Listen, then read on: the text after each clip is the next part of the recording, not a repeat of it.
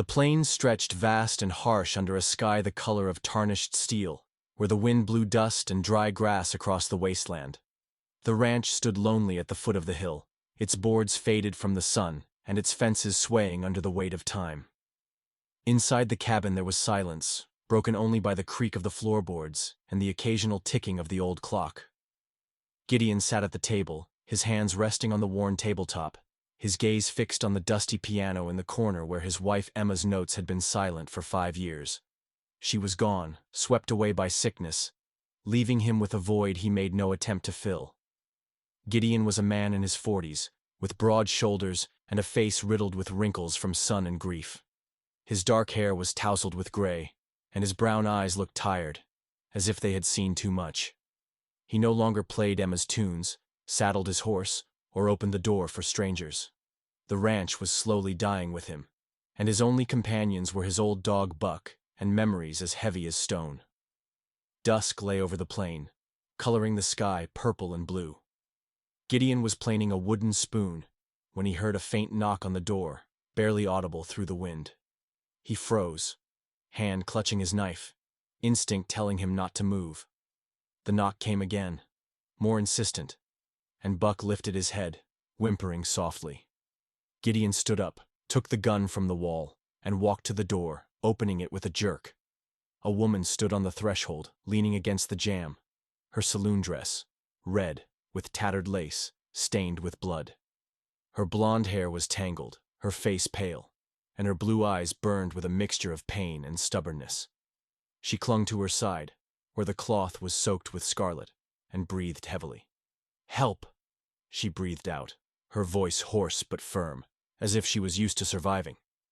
Gideon frowned, his gaze sliding across the plain, looking for signs of pursuit. None. "Who are you?" he asked, not lowering his rifle. "Rose," she answered, her name sounding like a challenge. "Ran away from the saloon.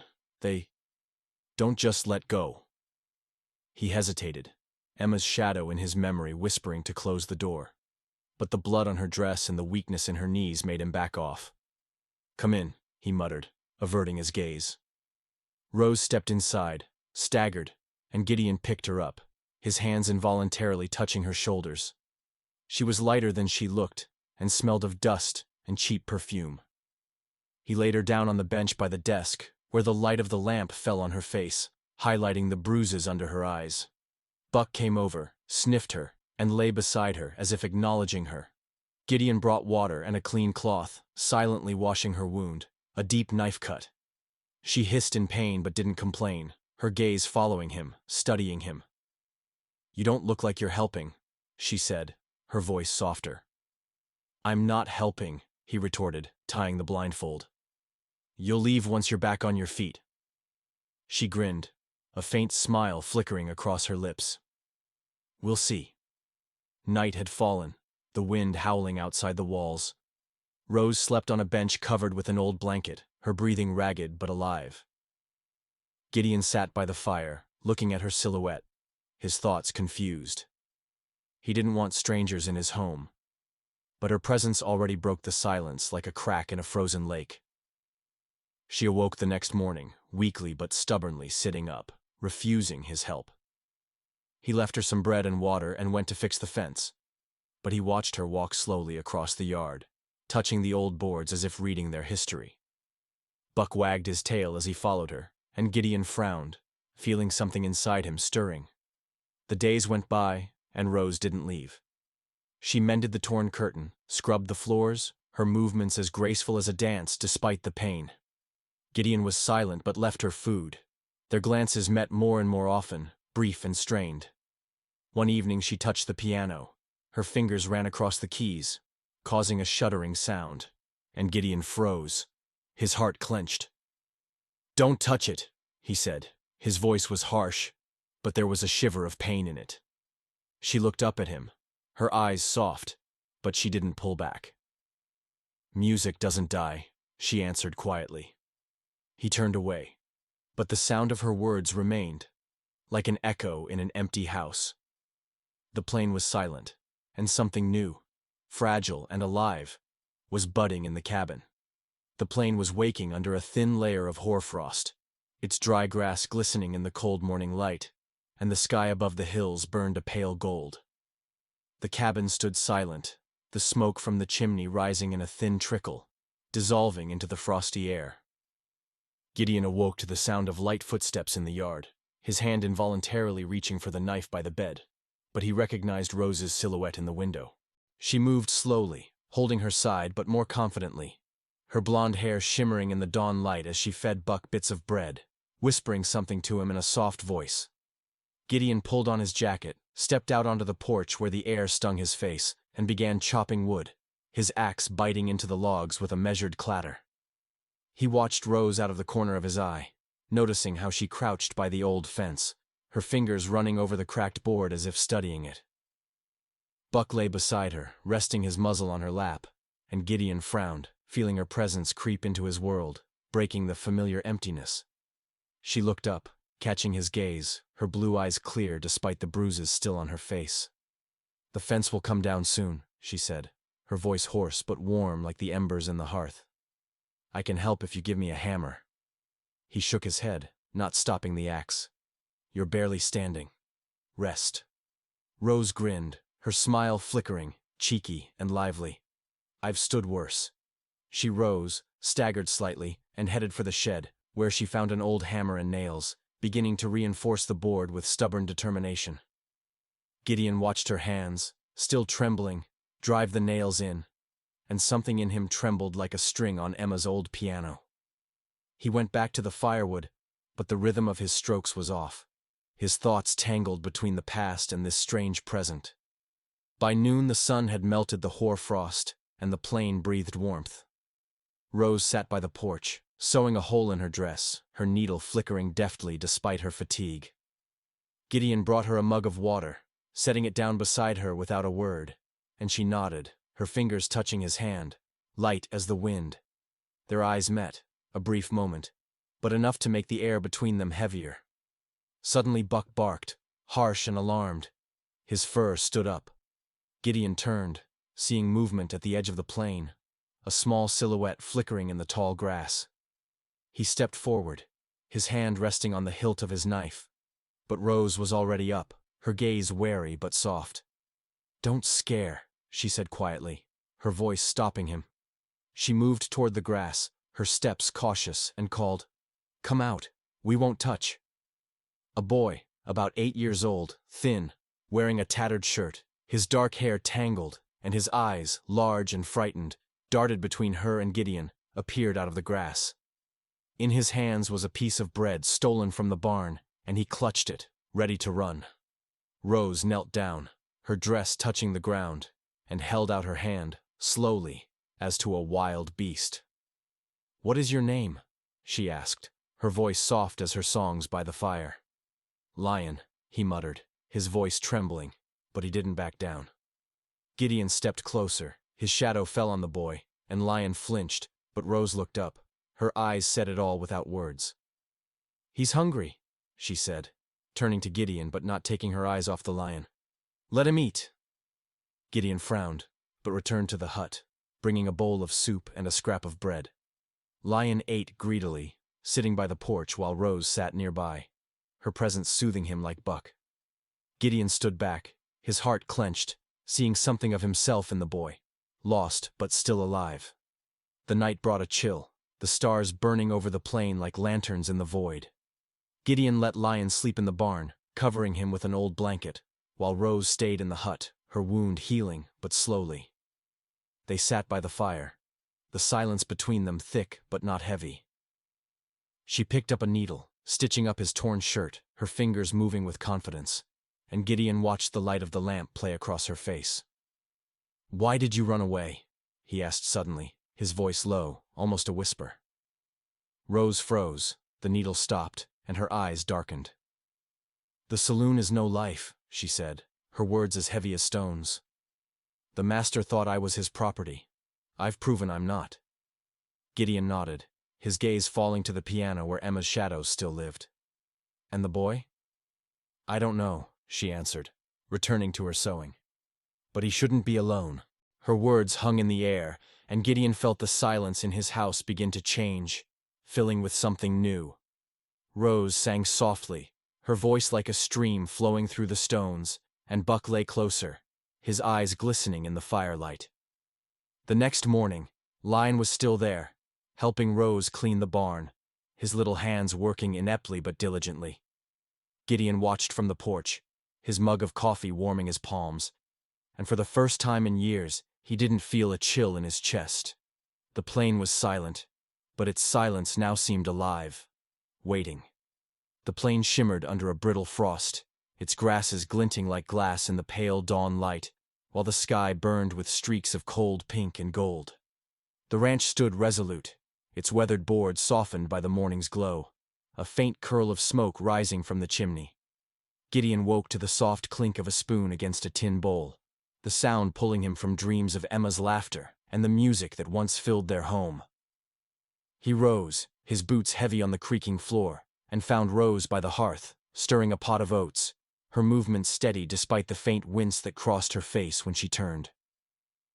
Levi sat cross-legged nearby, his small hands clutching a bowl, his dark eyes wide as he watched her. Buck lay at his feet, tail thumping lazily, content in the warmth. Rose glanced up, her blue eyes catching Gideon's, clear and unflinching, a quiet strength in their depths. "He was hungry," she said, her voice low and warm, flowing like a melody over the fire's crackle. "Found him rummaging in the pantry at dawn." Gideon nodded, his throat tight, and crossed to the window, where frost traced delicate patterns on the glass. He watched the plain, his breath fogging the pain, searching for signs of trouble. The memory of Rose's bloodied dress and her words about the saloon lingered, a shadow that refused to fade. Outside, the air stung his face as he hefted his axe, splitting logs with a steady rhythm that grounded his restless thoughts. Rose and Levi emerged, bundled against the chill, heading to the corral to feed the lone horse.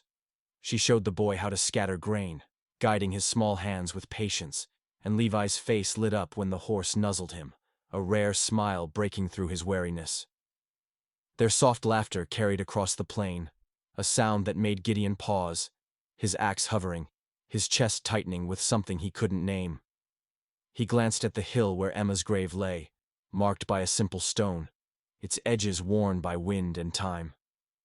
The weight of it felt lighter now, as if Rose's presence and Levi's small steps were easing its burden. He shook his head, resuming his work, but the thought clung, stubborn as the frost. Hoofbeats rumbled in the distance, low and menacing, cutting through the morning's quiet. Gideon straightened, his hand moving to the rifle propped against the woodpile, his eyes narrowing as three riders crested the hill, their dark coats flapping like vultures' wings. The lead rider, a lean man with a scar across his cheek, raised a hand, slowing his companions, their horses kicking up dust. Gideon stepped forward, rifle in hand, his stance firm, heart steady but alert. Rose noticed, her hands stilling as she pulled Levi behind her, her body a quiet shield. The boy's eyes widened, but he stayed silent, gripping her skirt. The scarred rider reined in, his gaze cold and calculating. "Looking for a dancer," he said, his voice sharp as a blade.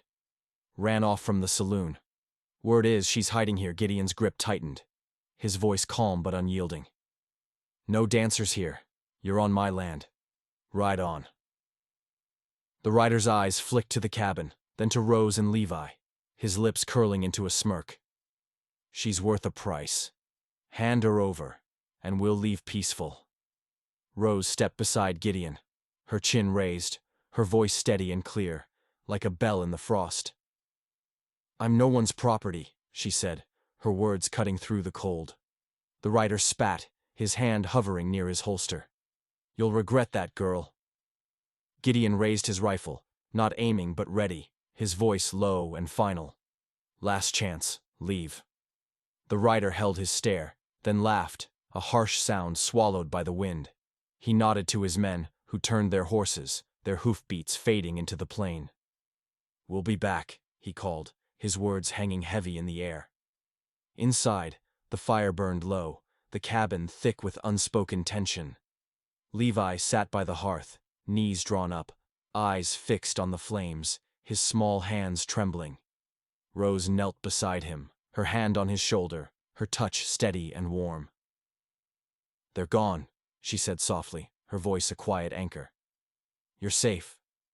Gideon stood by the door, rifle still in hand, watching the horizon through the frosted window. "They'll return," he said, more to himself, the weight of it settling in his chest. Rose rose, crossing to the table where his carving knife lay, her fingers brushing the wood.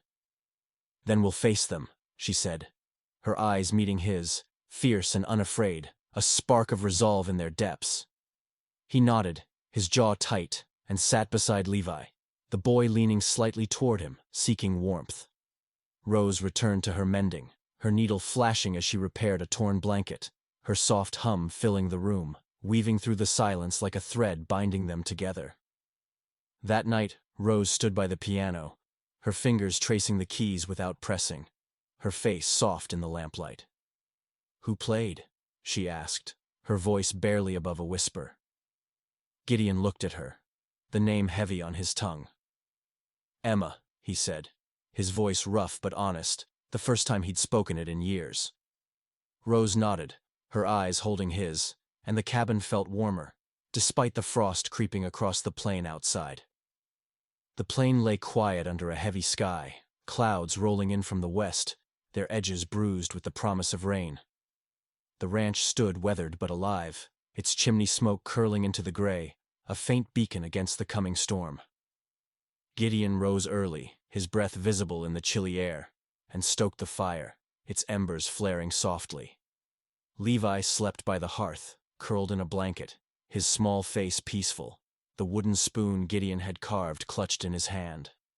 Rose was already up, standing by the window, her fingers tracing the frost on the glass, her blue eyes distant, as if searching for something beyond the horizon.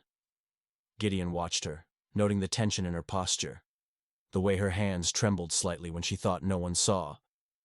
Her wound was healing, but the shadow of the saloon lingered, a weight she carried in her silence. He wanted to ask about her past, about the scars he'd glimpsed beneath her sleeve, but the words felt too heavy, like stones in his throat.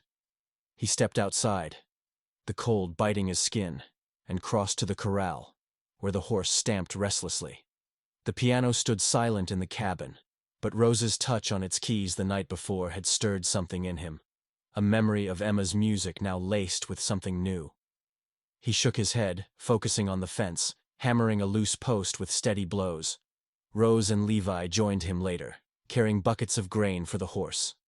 She showed the boy how to brush its coat, her hands gentle but firm, and Levi mimicked her, his small frame earnest, his chatter filling the air. Their laughter, soft and fleeting, reached Gideon, and he paused, his hammer still, a warmth spreading through his chest despite the chill. By noon, the sky darkened, the air thick with the scent of rain. Rose sat on the porch, mending Levi's torn shirt, her needle flashing in the dim light. Gideon brought her a tin of coffee, setting it beside her, their fingers brushing briefly, a spark in the quiet. She looked up, her eyes meeting his, and for a moment, the world narrowed to just them, the plane fading away. "Why'd you stay?" Gideon asked, his voice low, the question slipping out unbidden. Rose's needle paused, her gaze dropping to the fabric. "Didn't have anywhere else," she said, her voice soft but raw, like a wound exposed. "And you didn't throw me out." He nodded, his jaw tight, and sat beside her, the porch creaking under his weight. "The saloon," he said, hesitating. "What happened there?" Her hands stilled, and she drew a slow breath, her eyes distant. "I was 16 when they took me," she said, her words heavy, deliberate. "Sold by my stepfather for a bottle of whiskey. Danced to survive, fought when I had to." She touched her sleeve, where scars hid. "Got good at running." Gideon's chest tightened, anger mixing with something softer. He saw Emma in her strength, but Rose was different, sharper, forged by a harder fire. "You're not running now," he said, his voice rough but steady. She looked at him, her eyes searching, and a faint smile curved her lips. Maybe I'm tired of it. Night fell with the storm, rain lashing the cabin, its windows rattling under the wind's fury. Gideon barred the door, the threat of the riders heavy in his mind. Rose sat by the fire, Levi asleep against her, his small head on her shoulder. She hummed softly, a melody Gideon didn't know, its notes weaving through the storm's howl, calming the boy and stirring something in him. He crossed to the piano, his fingers brushing the keys, the wood cool under his touch. Emma loved this, he said, his voice barely audible. Played every night. Rose's hum faded, her eyes soft in the firelight. She's still here, she said, her words gentle, like a hand on his heart. In you. Gideon's throat burned, and he pressed a key, the note trembling in the air, fragile but alive. Rose rose, careful not to wake Levi, and stood beside him, her presence warm and steady. She touched the piano, her fingers grazing his, and they stood there, the storm outside a distant roar, the music of their silence louder. Later, the rain eased, leaving the plain slick and gleaming under a sliver of moon. Rose stepped outside, her shawl loose, and moved to the corral, her bare feet silent on the wet earth. She began to dance, slow and graceful, her arms tracing arcs in the moonlight, her red dress swaying like a flame. Gideon watched from the porch, his coffee tin forgotten, his heart pounding. Her dance was not the saloon's, but something free, raw, a story told in motion. Levi woke, joining Gideon, his eyes wide with wonder. She's like a bird, he whispered, and Gideon nodded, unable to speak. Rose stopped, catching their gazes, and smiled, her face flushed, her breath visible in the cold. She walked back, her hand brushing Levi's hair, and paused before Gideon, her eyes holding his, a question unspoken. He reached out, his calloused hand grazing hers, and she didn't pull away. The plain stretched wide, its silence a promise, and the cabin glowed behind them, no longer dead, but alive with their shared warmth. Rain left the plain sodden, its grasses flattened under a sky cleared to a brittle blue, the air sharp with the scent of wet earth and sage. The ranch stood firm, its weathered boards glistening in the morning light, the chimney smoke a steady thread against the vastness. Gideon stood on the porch, his rifle propped nearby, his eyes scanning the horizon where the saloon gang's threat loomed like a gathering storm. Levi fed the horse in the corral, his small hands steady, while Buck trailed him, tail wagging. Rose emerged from the cabin, her red dress mended, her light hair tied loosely, her blue eyes calm but resolute as she handed Gideon a tin of coffee, their fingers brushing, warm and deliberate. Her dance in the moonlight lingered in his mind, a vision that had cracked the ice around his heart. She'd brought music back to his home, not just through the piano, but in her laughter with Levi, her quiet strength. He glanced at Emma's grave on the hill, its stones softened by time, and felt her memory settle peacefully, no longer a weight, but a quiet blessing. "They're coming," Rose said, her voice low and steady, like a river over stone, her gaze fixed on the plain where dust stirred faintly in the distance. Gideon nodded, his jaw tight, and checked the rifle's chamber, the click sharp in the still air. "Stay with Levi. Keep him inside." She shook her head, her hand resting on the knife at her belt, its blade glinting. "I'm not hiding," she said, her eyes meeting his, fierce and unwavering. "This is my fight too." Levi ran to them, his face pale but determined, clutching a stick like a sword. "I can help," he said, his voice small but firm. Gideon knelt, his hand on the boy's shoulder, his voice gentle.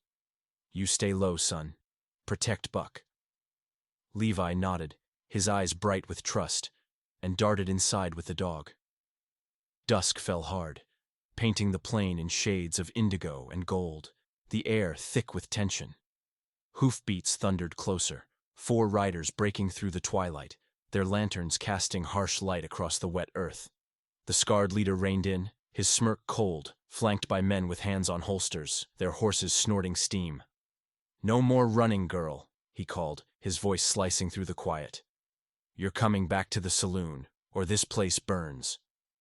Gideon stepped off the porch, rifle raised, his stance unyielding. "She's not yours," he said, his voice steady as iron. "Leave my land." Rose stood beside him, her knife drawn, her posture graceful yet deadly, like the dancer she was. "I'm done with your chains," she said, her words clear, ringing with defiance.